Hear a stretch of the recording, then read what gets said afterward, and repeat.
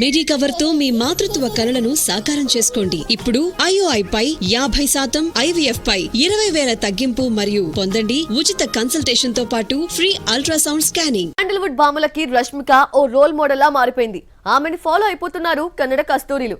South కాదు Indian ఇండస్ట్రీని శాసిస్తోన్న టాలీవుడ్ పై కన్నేసి కాస్తంత ఫేమ్ తెచ్చుకొని అటు కోలీవుడ్ ఆపై బీటౌన్ వెళ్లిపోవాలని ఆశిస్తున్నారు. కానీ కొంతమంది భామలని సక్సెస్ ఊరిస్తోంది. ఆ కోవలోకి వస్తోంది ఈ బ్యూటీ కూడా.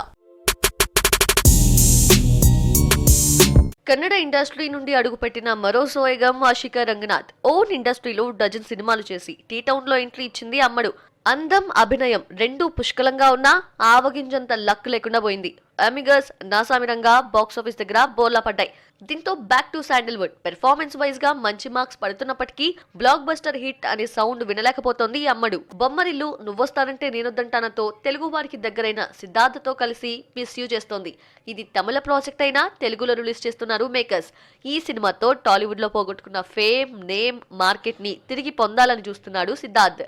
రిలీజ్ సమయంలో అటెన్షన్ కోసం నోరు జారి వివాదాలను కొని తెచ్చుకోవడం అలవాటు చేసుకున్న సిద్ధు ఇప్పుడు తెలుగు ఆడియన్స్ తనని పట్టించుకోవడం లేదని ఆవేదన, బాధని వ్యక్తం చేస్తున్నాడు.